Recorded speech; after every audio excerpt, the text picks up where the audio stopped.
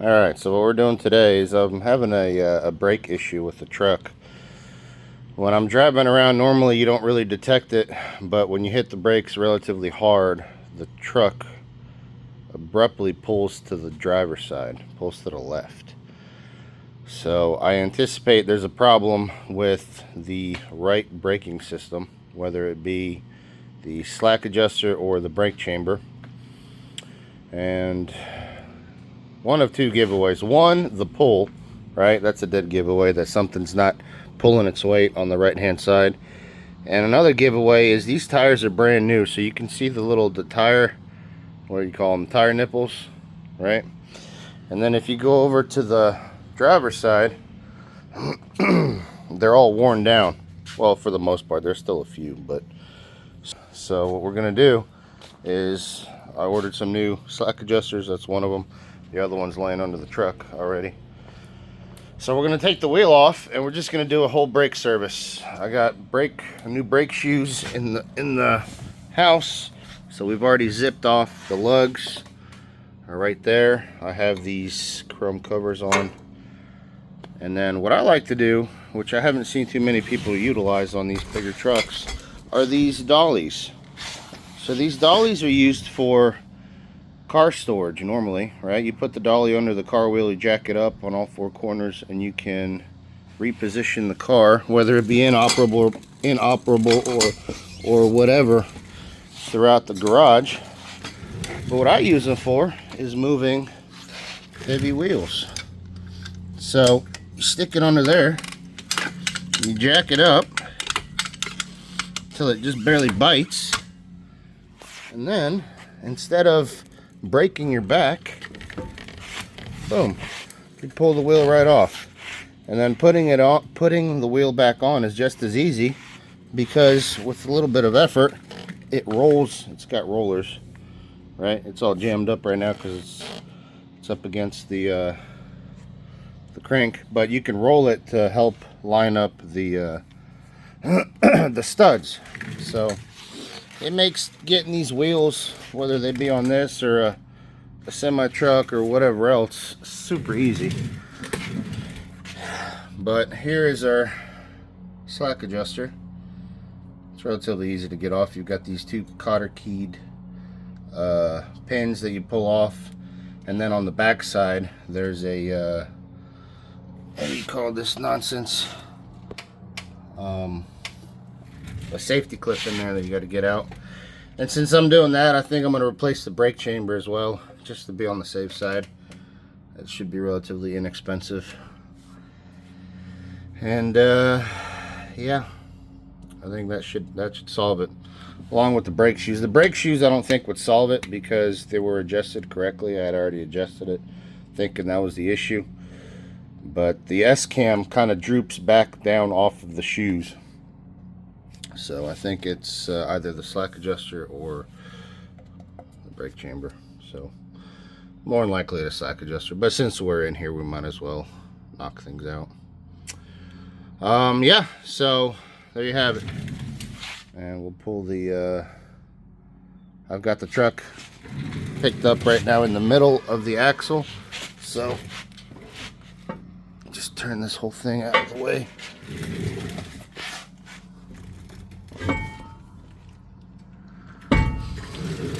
For easeability. And then yeah, I mean the brake chambers, you got your air inlet. It's just got one inlet going into it, and then two bolts holding it on to the arm. I don't know what you would call that, the S-cam arm or whatever. The S-cam goes through it. But yeah, so still need to order the brake chamber, but I do have this one. This actually looks relatively new, so maybe somebody's already tried to come in here and work on it, but we'll give it a shot and see.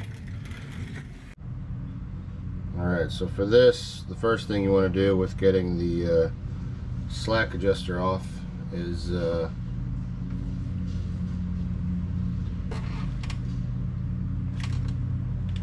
pulling out the safeties here, the little cotter key doodads. So all you need for that is some pliers, needle nose, and this guy here is a little more tricky because it's in there. Spin it around. Same idea. Pull that out.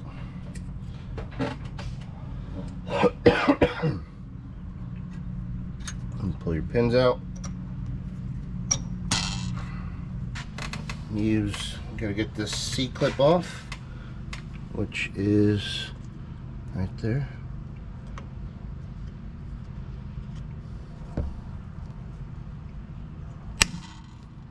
Can be a little tricky. Mine's covered in dirt.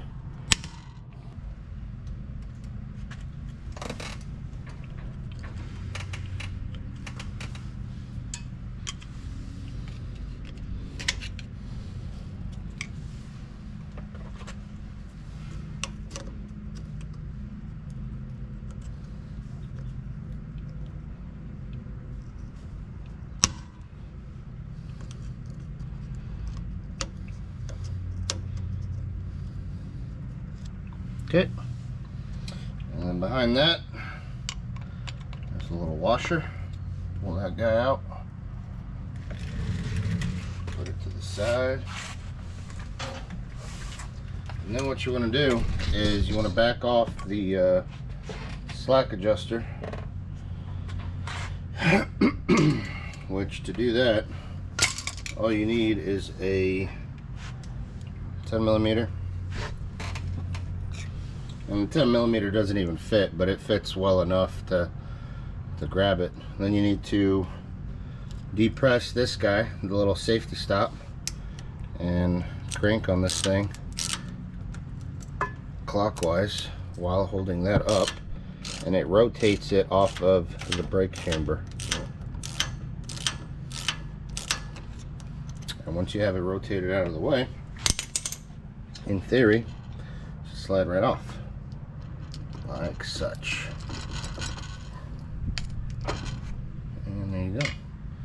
There's your old one.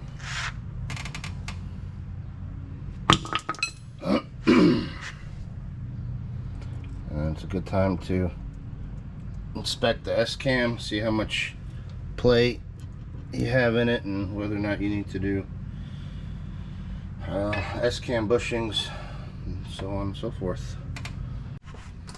Okay, so we're going to end up putting the new one on and then testing the brake chamber later. But so it's pretty simple. You just slide it back on, you position it to where the slack adjuster, the little slack adjuster tab faces you. You just slide it on. However it goes on is fine, because then you'll reposition it by turning the adjuster. And it truly is, I hate when people say this, but it truly is a reverse of removal. So you put the spacer back on, the washer if you will. You put the C-clip back on.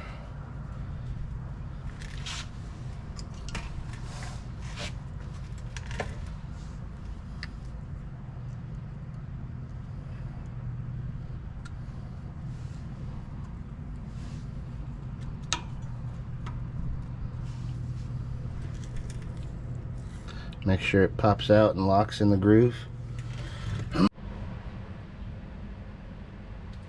So now that you got your clip on, what you're going to do is take your 10mm or whatever fits the adjuster, and you're going to crank it to line it up.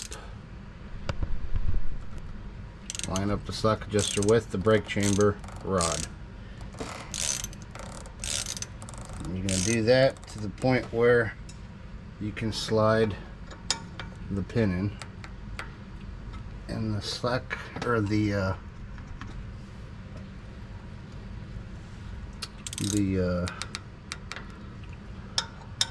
brake chamber rod, there is some slack in it, so you can, let's do the little one first.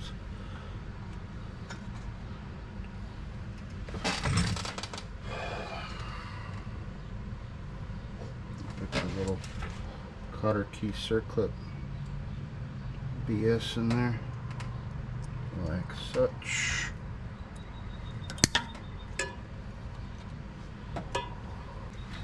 It's hard to see with this camera in my face.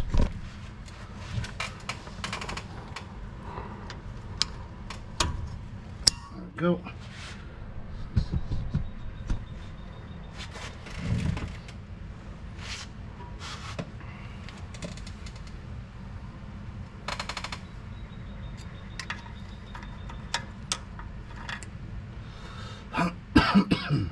Put your cotter key in this guy too.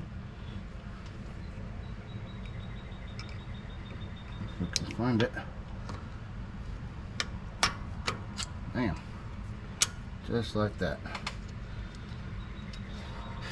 So if you're not changing your brakes, what you would do now is put the wheel back on, and then tighten everything down, and then you would run your slack adjuster all the way tight, and you would take up the gap from the brake shoes. You would go tight, then you would hold your little lock tab, and then you would either back it down a quarter of a turn or a half a turn. I try to go about a half a turn back off of the brake drum. But what's more important, that is both sides are backed off the same amount. And since we are doing a full brake swap, that does not apply to us just yet, because we are taking this bad boy off and replacing the brake shoes and the drum. So we've got new Meritor front brake shoe assemblies and new Fleet Pride drums from the international deal. These were $175 each plus tax. And these guys, I want to say, were like 330 bucks for the steer axle. And the slack adjusters were, found them on eBay, NOS, new old stock, for 100 bucks. So for two of them. So we'll be changing the other side also when we get to that point. So yeah, the best way to pull the brake shoes off is with this guy. This is a hook from a motorcycle exhaust from many years ago, and the only thing that holds the brake are these two springs. So once you undo the springs,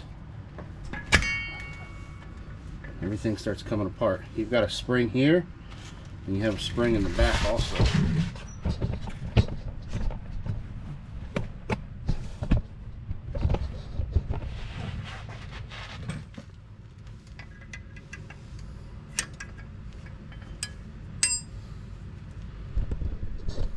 Too dark, probably not gonna be able to see anything.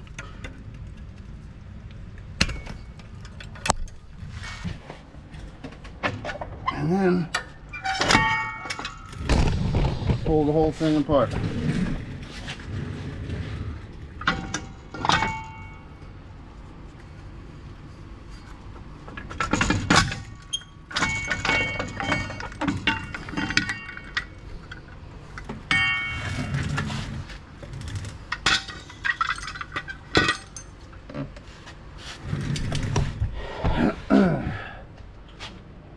There's your S-cam.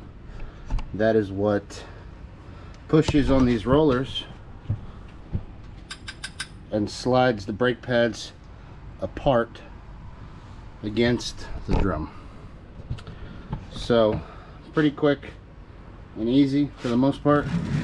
And then you just, again, reversal of removal.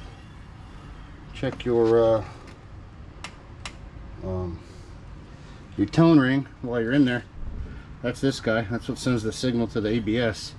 So if you've got an ABS light on, chances are your ABS sensor has backed off of this guy, or you've got too much slop in your wheel bearing, causing the ABS sensor to push back from the tone ring.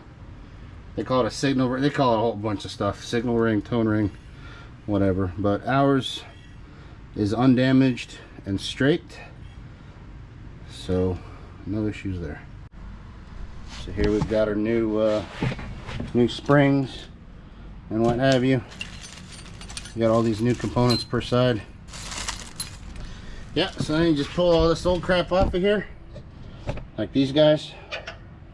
Obviously, just replace with the new.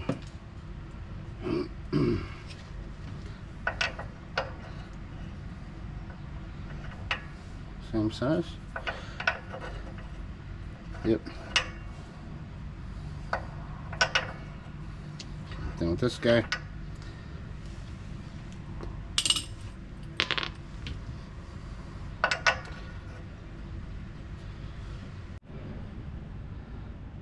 Alright, so once you have everything somewhat assembled on the floor, this is what it will look like. That's the front, that's the back. So then you will just grab it and slide it on.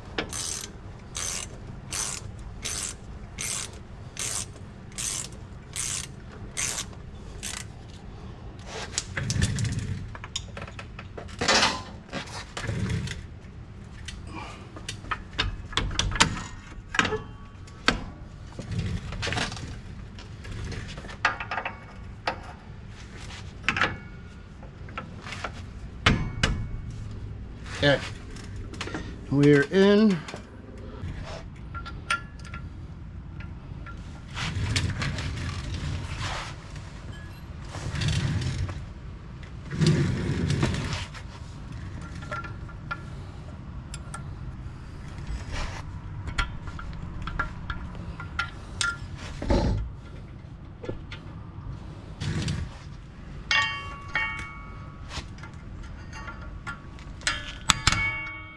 we go. That one is in. I'll do the other side.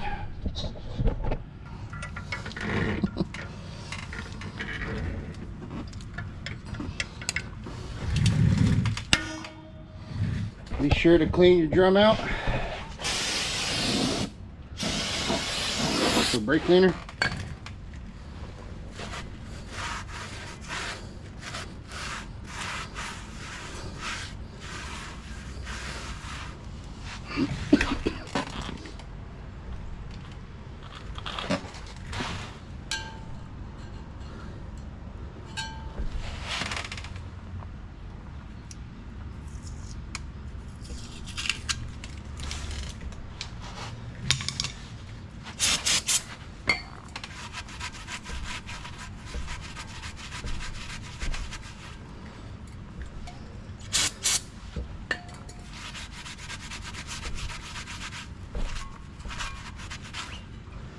All right.